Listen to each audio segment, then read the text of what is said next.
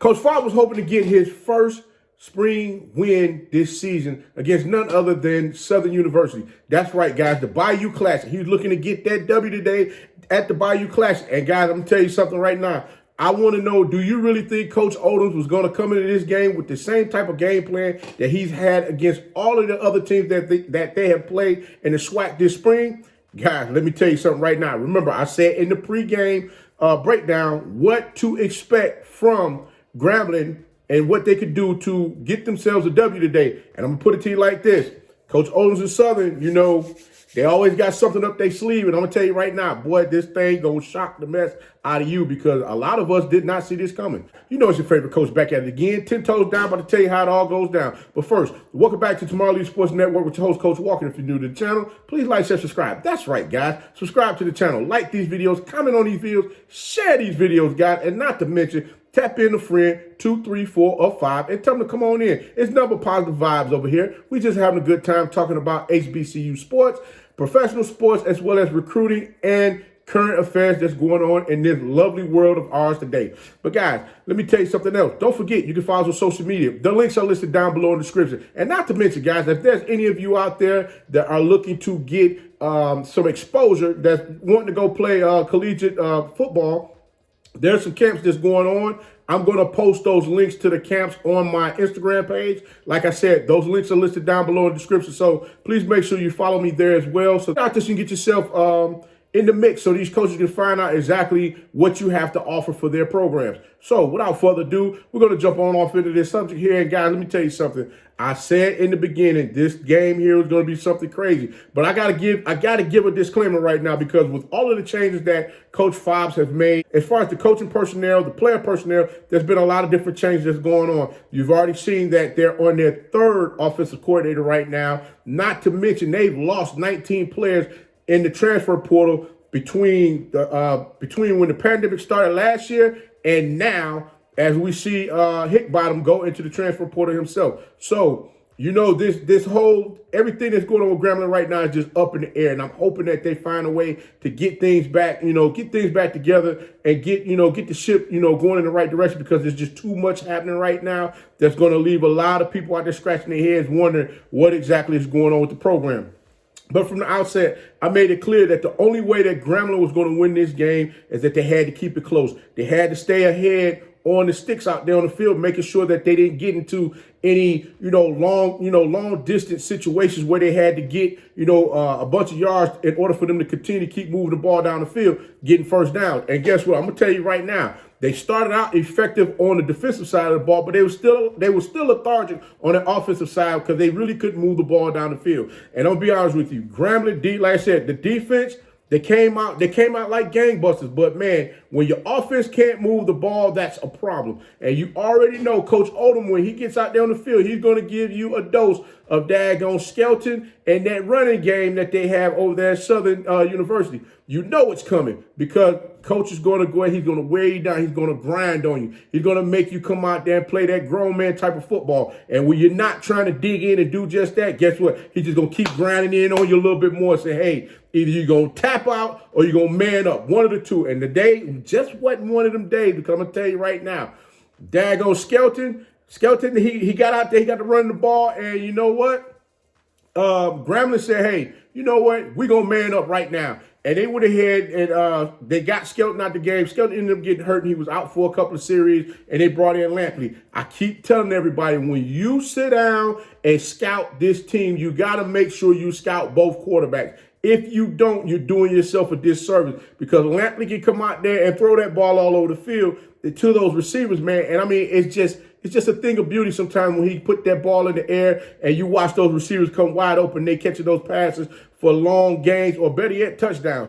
Today, Southern opened up that playbook just a little bit, just a little bit more to give you a little insight on what on the screws that Coach Odoms and his coaching staff got, rolling over there as far as with the offense. How they going to let you know, hey, listen, guys, we're going to put you guys on notice as far as what you think we're going to do. We're going to do that in a little bit more because now, guess what? You got to cover the whole field. You got to make sure you got a man on everybody out here on the field. If you don't, we just going to keep carving your behind up until you say, you know what? I tap out. Enough is enough. Enough is enough. But you know what? Let me tell you something. The one thing that I saw Southern University do today, and they've only done it one time this season in a game, and let me tell you, it was a thing of beauty. They unleashed those big tight ends of theirs out there on the field, daggone Ethan Howard and Travis Tucker.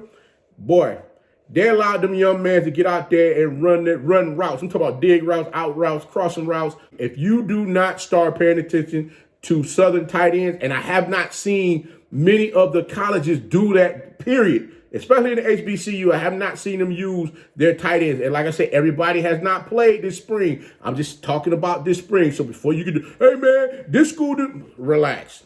Relax. I'm just saying in the spring of the teams that we've seen play thus far, all of them have not been using their tight ends to the best of their abilities, and which Southern is showing you right now, they got two of them that's going to give you the business.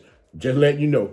But yeah, like I said, Skelton got injured. He came back in the game, and, you know, like I said, Lampley, he went ahead. He kept the offense rolling for him and got them moving down the field. Lampley threw the ball 11 times, completing 8 for 143 yards and 1 touchdown. But Lampley, like I said, Lampley opened up that playbook just a little bit, just to let you know, hey, these tight ends is for real. And when I say Travis Tucker and Ethan Howard got busy, man, look here. Them boys was running around so tough, they were wide open. That's how serious it got out there. So I'm telling you now, you better make sure your outside linebackers and your DBs, they can cover, because if they can't, it's going to be a long day playing against Southern, fellas. I'm telling you right now. So just pay attention to that. But, yeah, Skelton came back in the game. You know, Skelton ain't going to stay down long. You know, they were saying that he had a possible collarbone issue. But, you know, they didn't take his helmet from him. They left him there, allowing him to, you know, go ahead and come back into the game. And I'm going to tell you right now, Coach Odoms in that running offense, I keep telling you about that running offense, is serious. They had 10 different receivers, including Lampley and Skelton, run the ball 32 times for 232 yards, and they had a total of 6 rushing touchdowns, man. Can you believe it? 6 rushing touchdowns? Come on, man. Come on. Like I said, this loss here Southern took today was one of the worst losses that they have had. I ain't going to say worst losses. One of the 3 lopsided losses they've had in the history of their program. When Skelton and Lampley wasn't moving the ball down the field, you had the special teams coming in, putting in work. They got a punt block. Southern had everything clicking today, letting Grambling know, hey, listen, you guys not going to get this W off of us. You might as well go ahead and take this L. You're going to go out with a goose egg on the win column until the fall season starts.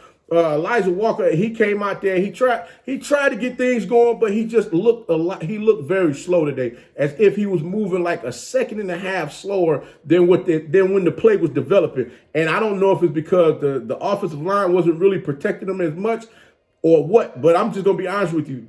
They just didn't look like they were showing any effort today. It was almost as if they were, you know, glad to see that this was the final game of the spring and was happy to just say, okay, cool, we can go ahead and turn this equipment in right after this game is over with and everything is good to go. We'll come back and try this again in the fall. But I'm going to be honest with you guys. Trying to get everything together, if you had that type of mentality, thinking you're going to come back in the fall and start things all over again, it's going to be better than what it is now, sadly mistaken, because guess what? When you start allowing those type of feelings to seep inside, you tend to continue to keep rolling that same way. And it's kind of hard for you to get things back in order. But like I said, I don't know if Coach Fobbs will get, you know, the players back engaged come this fall, or if he's just totally lost them all together with all of the things that have going on. Like I said, 19 players have left. A total of 19 players have decided to take their talents and go elsewhere. So I don't know if it's the direction of the team has a lot of these players wanting to leave, and Coach Fobbs got to come back and reevaluate and think about, you know, what it is that they want to do and which direction they're going to go. But I know one thing for certain, 2 things for sure. Coach Odoms is not playing the radio with y'all. And if y'all ain't ready to get down and get busy when they come back, when the fall starts back up, it's going to be some long faces over there in that West Conference of the SWAC. But until next time, guys, if you like the content, please like, share, subscribe. That's right, guys. Subscribe to the channel, like these videos, comment on these videos, share these videos, guys. Not to mention, you can follow us on social media. The links are listed down below in the description. And remember, be the one and lead.